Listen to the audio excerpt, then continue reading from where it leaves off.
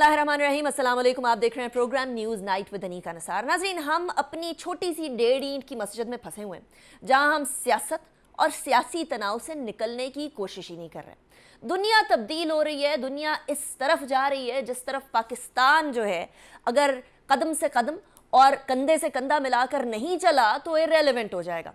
अब हमारी strategic location से ज़्यादा हमारी इकोनॉमिक सिचुएशन और पोजीशन हम लोगों की आगे की ट्रेजेक्ट्री को गाइड करेगी, और वो ट्रेजेक्ट्री अब शायद वेस्ट के साथ उस तरीके से जो है वो कोलैबोरेट ना कर सके जिस तरीके से चाइना के साथ कर सके, इसलिए क्योंकि दुनिया के अंदर एक पावर शिफ्ट आ रहा है। किसी ज़माने में एक सुपर पावर हुआ करती थी और अब वो मामला तब्दील हो गया। यूनाइटेड स्टेट्स की रूल, पूरी दुनिया के ऊपर रूल करने का वक्त अब लगता है कि ख़त्म हुआ चाहता है, और अब चीन का सूरज हम लोगों को आसमान के ऊपर चमकता हुआ नजर आ रहा है। ये बात पाकिस्तान को वैसे तो समझ आ गई थी, इसीलिए हम लोगों ने सीपेक की तरफ कदम बढ़ाया, लेकिन क्या हम उस कदम बढ़ाने के बाद वो काम कर सके जो पाकिस्तान को चीन की तरक्की के साथ साथ तरक्की दे?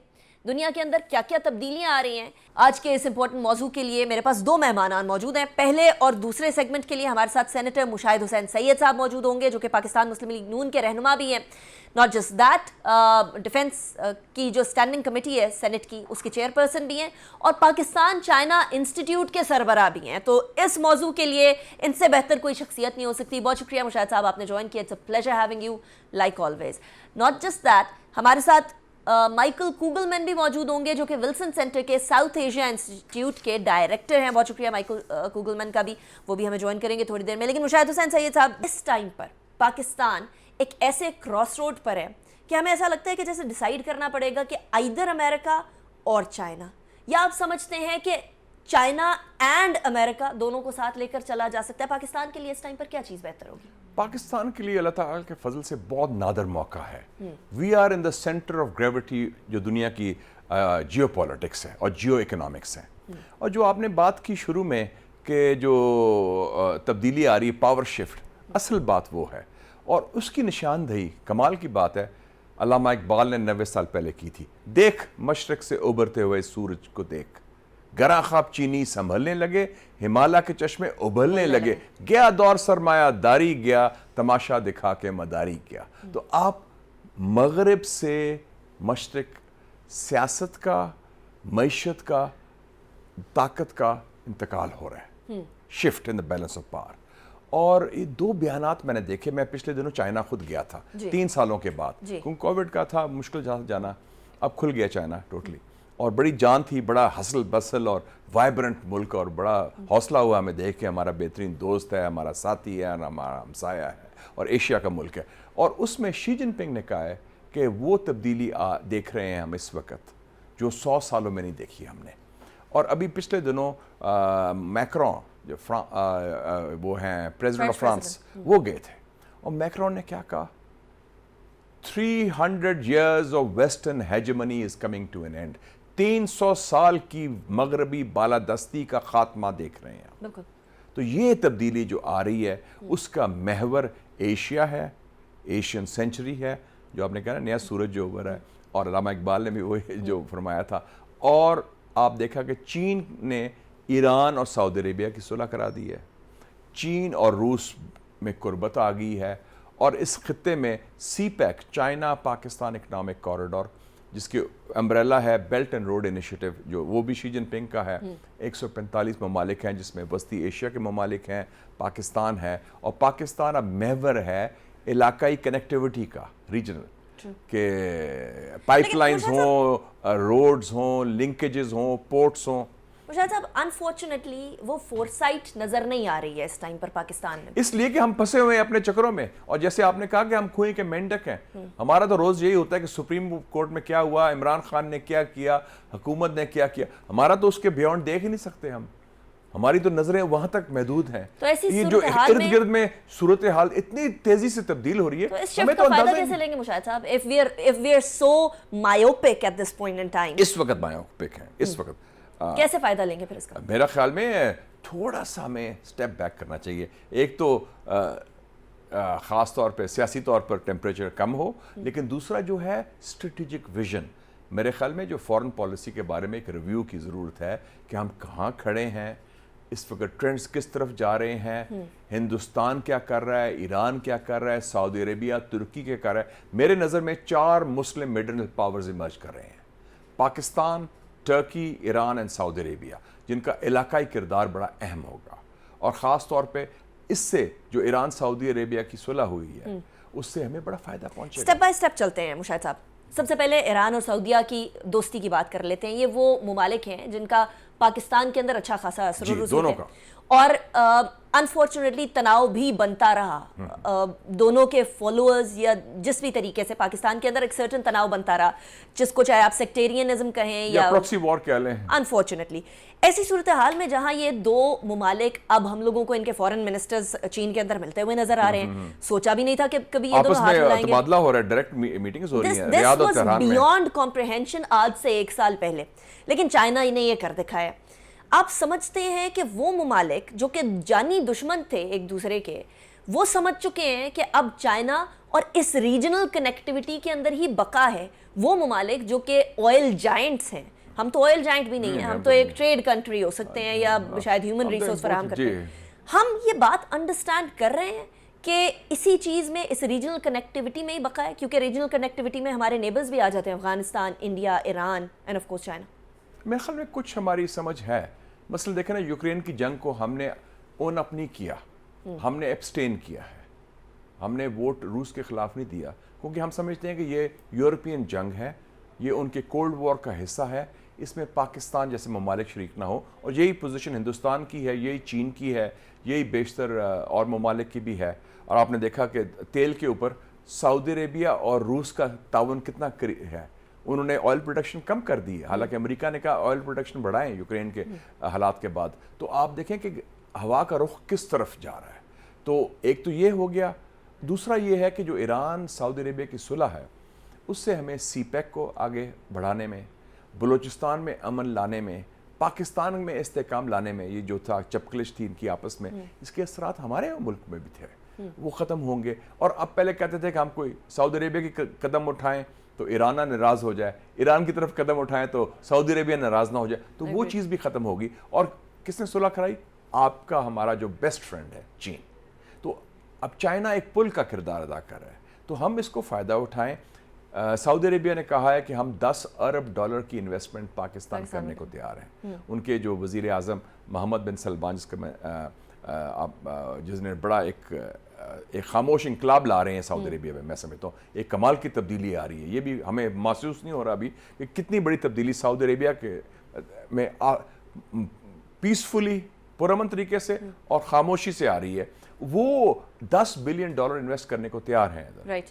لیکن مشاہد صاحب, اب $10 بلین ادھر سے آتے ہیں. فار ایگزامپل ابھی کی صورتحال میں تو کچھ بھی آتا ہوا نظر نہیں آ رہا, بٹ آئی ہوپ کہ جب یہ صورتحال بہتر ہو, وہاں سے ہم جب ایران کے ساتھ معاملات کو بہتر کر لیں تو پاک ایران گیس پائپ لائن کو بھی آگے بڑھایا جا سکتا ہے, ٹریڈ بھی آگے بڑھ سکتی ہے جو کہ ابھی اسمگل ہو کے آ رہی ہے. بلکہ پائپ لائن تو دیکھیں نا, Turkmenistan, Afghanistan, Pakistan, India pipe line TAPI, وہ بھی ہے.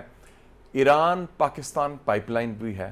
بلکہ پہلے انڈیا بھی تھا, انڈیا بھاگ گیا امریکی دباؤ میں. بلکہ میں تو کہوں گا کہ انڈیا کو بھی دعوت واپس دیں کہ آئیں آئی پی آئی او. پھر ایک اور پائپ لائن کی بات ہو رہی ہے, وہ اس کے لیے تھرو تاجکستان, وہ سپلائی آف الیکٹریسٹی کی. بلکہ اتنی پائپ لائنز کی بات ہو رہی ہے, لوگ کہتے ہیں دل be a pipelineistan in the region, کہ وہ کیونکہ توانائی کی ضرورت ہے سب کو, ہمیں گیس کی ضرورت ہے یا تیل کی ضرورت ہے. تو اس لیے اس خطے میں جو اتنی بڑی تبدیلی آ رہی ہے اور اس میں ہم ایک لیڈ رول ادا کریں. ہم گھبرا جاتے ہیں کبھی روس سے بات کرتے یا پہلے ایران سے بات کرتے ہیں, ہم پھنس جاتے ہیں مشاہد صاحب کہ ہم کبھی پسینے چھوٹ جاتے ہیں, کبھی ہاتھ ملنے شروع ہو جاتے ہیں ہم کہ پتہ نہیں کیا ہو جائے گا. ہم اس سے نکلیں ذرا باہر. رائٹ. مشاہد صاحب اسی پوائنٹ پہ ذرا بریک کی طرف جاتے ہیں, اس کے بعد پھر میں نے آپ سے ایک اور سوال کرنا ہے, بڑا امپورٹنٹ سوال ہے. See you after the break.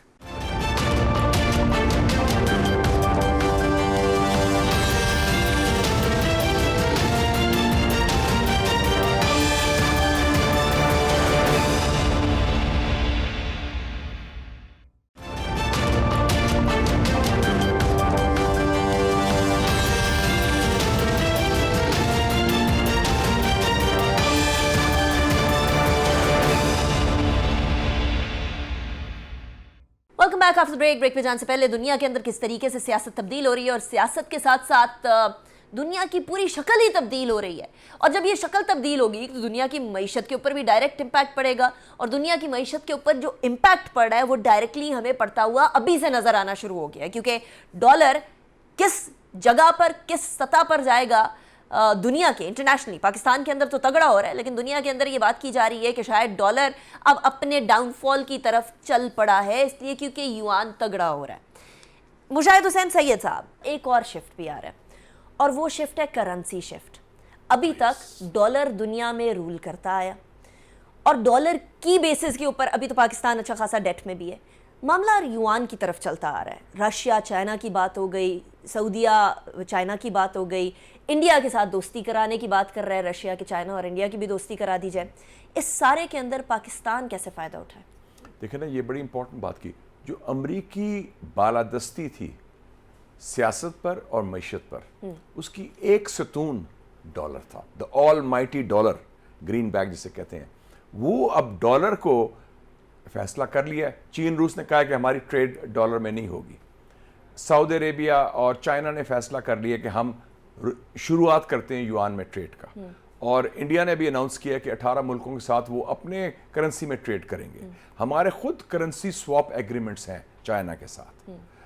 اب میں نے سنا ہے, اور میں چائنا گیا بھی تھا حال ہی میں, کہ انہوں نے کہا ہے کہ یہ جو نیکسٹ سی پیک کا پروجیکٹ ہے PML-1 مین لائن 1 جو ریلوے کا ہے, اس کا بیشتر کمپوننٹ جو ہے وہ یوان میں ہوگا, ڈالر میں نہیں ہوگا. رائٹ. تو یہ ہم بھی اس میں آ رہے ہیں. So is this the collapse of dollar? Collapse dollar نہیں, ڈالر اب کی بالادستی کمزور ہو رہی ہے کیونکہ امریکہ کی بالادستی کیونکہ امریکہ میں بھی اب یہ گفتگو ہونے لگ گئی ہے کہ کیا یہ کولیپس آف ڈالر کی طرف. ہاں, لوگ وہ تو بات کر رہے ہیں, وہ گھبرا گئے ہیں بڑے ایک دم, لیکن یہ کولیپس تو نہیں کہہ سکتے. ڈالر کی ابھی بھی ہے اسٹرینتھ کافی, کیونکہ کئی کرنسیز جو ہیں ڈالر سے پیکڈ ہیں, لیکن ڈالر کی کمزوری امریکہ کے, چونکہ وہ جیسے آپ نے کہا تھا کہ یونیپولر ورلڈ نہیں ہے, کہ سول سپر پاور نہیں رہا, اب ملٹی پولر ورلڈ ہے, اس میں ملٹی لیٹرل فیصلے ہوں گے, اور اس میں نئی قوتیں آ گئی ہیں جس میں چائنا صف اول ہے. رائٹ. اچھا مشاہد صاحب, ایسی پوری جو سچویشن ابھی ورلڈ کے اندر بنی ہے, اس کے اندر فورموسٹلی پاکستان نے یہ ڈیسائیڈ کیا تھا کہ چائنا کے ساتھ ہم یوان میں ٹریڈ کریں گے, یا معاملات یوان کے اندر سیٹل کیے جائیں گے. ہم اس کا فائدہ نہیں اٹھا سکے, ہم سی پیک کا فائدہ بھی نہیں اٹھا سکے. سڑکیں بن رہی ہے لیکن ایسی چیز نہیں بن رہے, بزنس اس طریقے سے نہیں لگ رہا. ویژن ہماری ایسی ہے کہ ایک پاکستانی کہتا ہے کہ جو سڑک بن رہی ہے اس کے ساتھ بھی مجھے ٹھیلا لگا دیں. انڈسٹری کی بات نہیں ہوتی. باقاعدہ بلوچستان میں جا کر میں نے یہ بات سنی ہے. ہم لوگ جب تک اس تمام انفراسٹرکچر کو, اس بدلتی ہوئی دنیا کو اور اس بڑھتے ہوئے ریجن کو استعمال نہیں کریں گے تو ہم کدھر کھڑے ہوں گے؟ آپ نے بڑی امپورٹنٹ بات کی. SEZs کیا ہے؟ Special economic zones.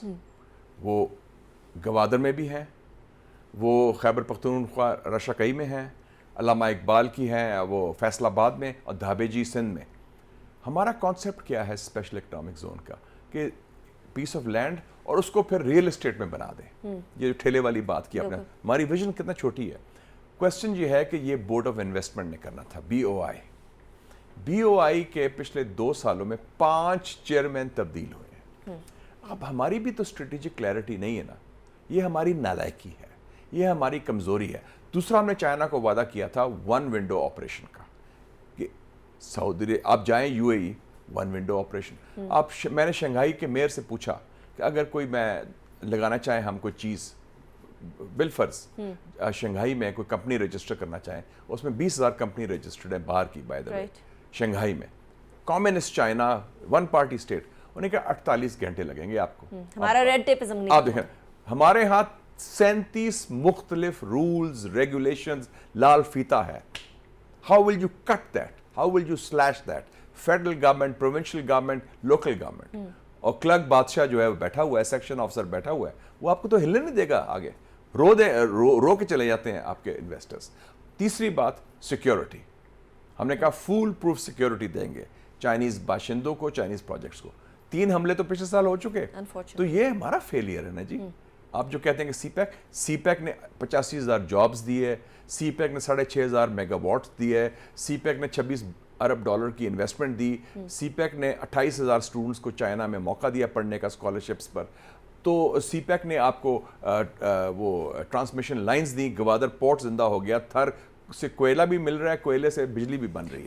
when do we expect Mushahid साहब के हम इस वाली लाइन पर सोचने, जो हमारा फेलियर है, इसको केटर करने की कोशिश करें? पहले अपनी लड़ाइयाँ बंद करें। चाइनीज़ ने मुझे यही कहा, ये मुश्किल काम है मुशाहिद। चाइनीज़ ने मुझे ये कहा कि हम आपके दोस्त हैं, हम आपके साथ चट्टान की तरह खड़े हैं, खड़े माजी में भी रहे हैं, अब भी हैं, लेकिन हम इल्तिजा करते हैं आपसे कि आप मुल्क का सोचें, अपने अवाम का सोचें, और ये लड़ाइयाँ जो हैं, नेवर एंडिंग कुर्सी की जंग, जो ना ख़त्म होने वाली जंग है, इसका ख़ात्मा करें, कुछ मुल्क का भी सोचें। ये चीनी दोस्त हमें कह रहे हैं, और ये मैं बता दूं, हमारे अरब दोस्त भी यही बात कर रहे हैं। मुशाहिद हुसैन सैयद साहब, thank you very much for joining me in the show. It was a pleasure having you once again. Thank you so much ji, all the best. Unfortunate बात यह है कि हम लोगों को चीनियों और सऊदियों को बताना पड़ रहा है कि भाई आप अपनी लड़ाई ख़त्म करें। हमारी अक्ल व फहम में ये बात नहीं आ रही, क्योंकि हम लोगों के लिए हमारी पार्टी पॉलिटिक्स ज़्यादा ज़रूरी है और पाकिस्तान का मफाद बहुत पीछे रह जाता है।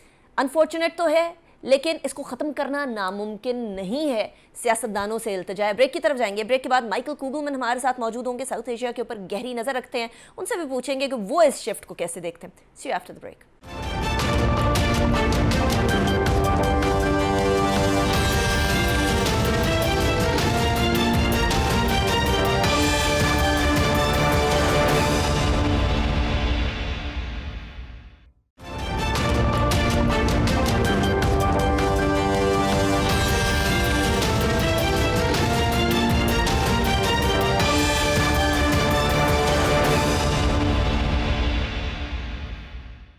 Welcome back after the break. Break पे जाने से पहले सेनेटर मुशाहिद हुसैन सैयद साहब हमारे साथ मौजूद थे। चाइना पे गहरी नजर रखते हैं, अभी चाइना से होकर भी आए हैं। अभी हमारे साथ मौजूद होंगे माइकल कूगलमैन, जो कि विल्सन सेंटर के साउथ एशिया इंस्टीट्यूट के डायरेक्टर हैं। Michael, thank you very much for joining us in the show. It's a pleasure having you, like always.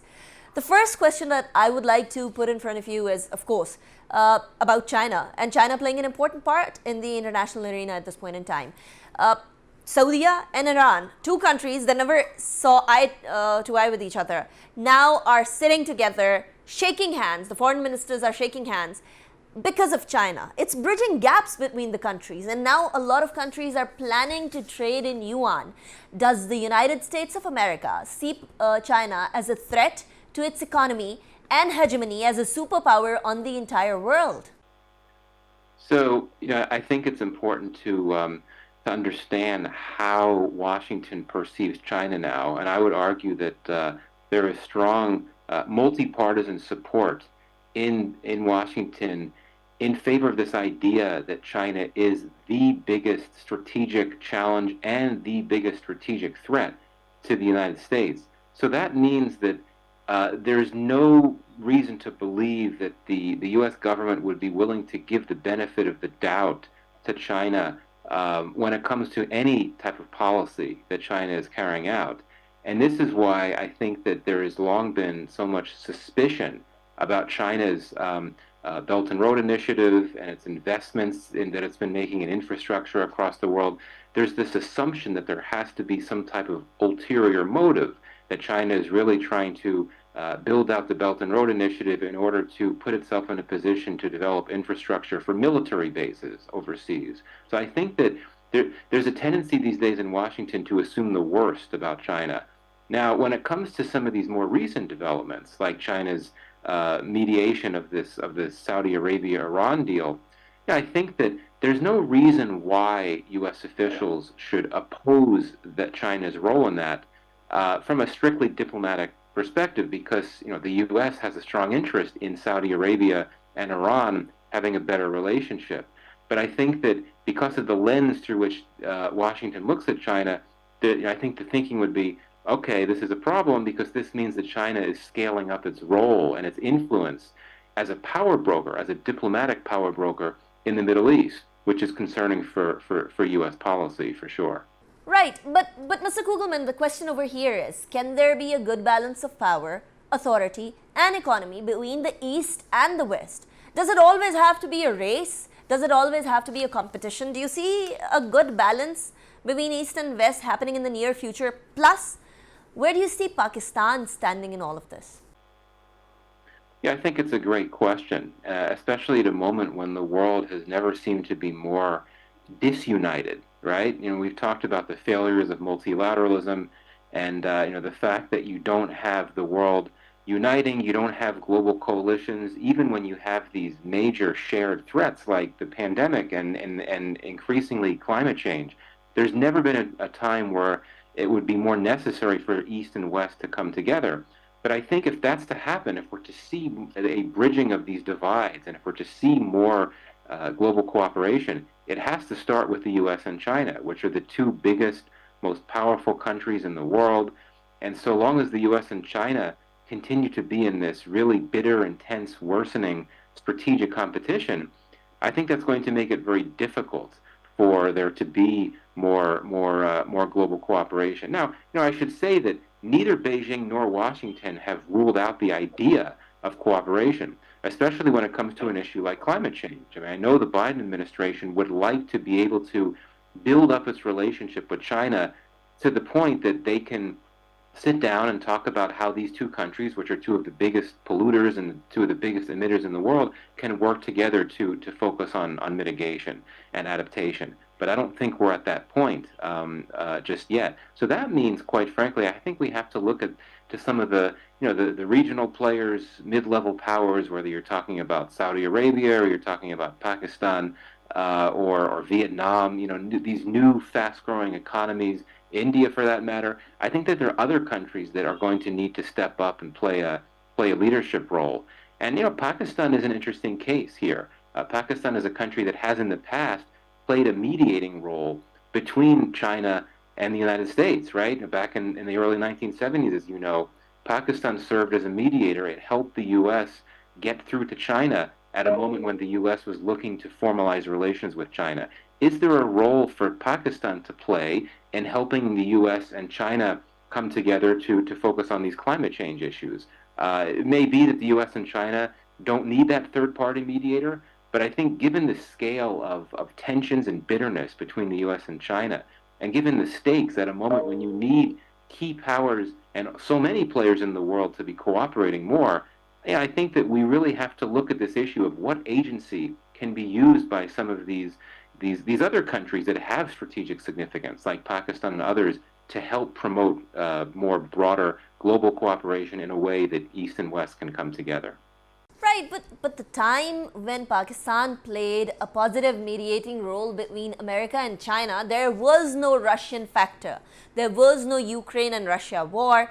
But right now, Russia and China are getting along very well because obviously they're neighbors, they're in the same region, their economic goals are aligned. How do you see Pakistan playing a positive mediating role now in the current scenario where there's a Ukraine-Russia war, where clearly US is threatened by China's economic growth and its authority over the countries or its power over the countries? Right. No, some great points you made there. And indeed, we should not overstate the similarities between, the early 1970s and today. I would argue that the world order was a lot simpler back in the 1970s at a moment when you had the Cold War playing out. It was a bipolar world, right? You had the U.S. and the Soviet Union where they were the two major powers, whereas today, which I think it's a good thing, there's more multipolarity.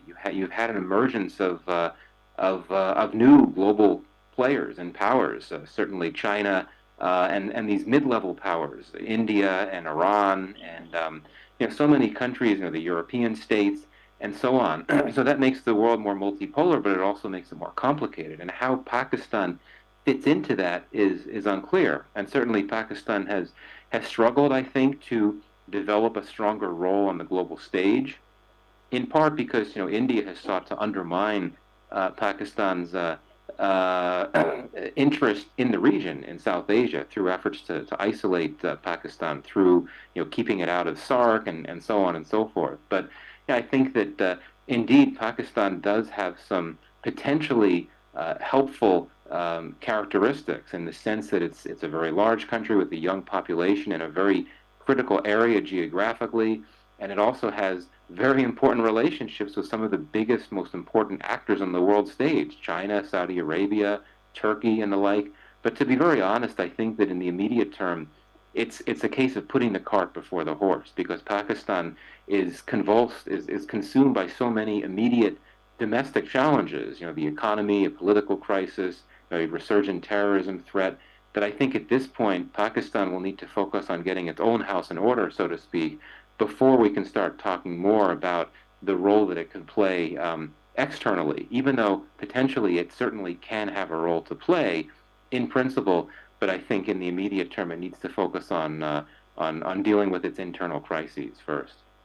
Right, Mr. Michael Kugelman, thank you very much for joining me in the show. इससे पहले senator Mushahid Hussain Syed साहब भी हमारे साथ मौजूद थे. दोनों से हमने गुफ्तगू की. ज़रा हमें इस तमाम सूरत हाल जो कि हमें घर के अंदर जिसने हमें फंसाया हुआ है, जहाँ हम घिरे हुए हैं, इससे निकल कर सोचने की ज़रूरत है. दुनिया बड़ी तेज़ी से तब्दील हो रही है और अगर हम तेज़ी से तब्दील ना हुए तो हम कोसों पीछे रह जाएंगे. एक ऐसा मुल्क बन जाएंगे जिसको दुनिया के अंदर रेलेवेंस जिसकी कोई नहीं होगी. और ये बात एक ऐसी बात है जिसको हमारे तमाम लीडरान को समझने की ज़रूरत है. इस टाइम पर आपसी सियासी चपकलिश को छोड़कर पाकिस्तान की बका, पाकिस्तान की सालमियत और पाकिस्तान के मुस्तकबिल के बारे में सोचें, क्योंकि दुनिया का मुस्तकबिल तब्दील हो रहा है. हमारा मुस्तकबिल या हमारा जो सूरत हाल है वो यहीं की यहीं अभी खड़ी हुई है. इसको तब्दील करने की ज़रूरत है. For that we need mature leadership and mature vision as well. Anika Nisar को इजाज़त दीजिएगा. अपना बहुत ख्याल रखिएगा. अल्लाह हाफ़िज़.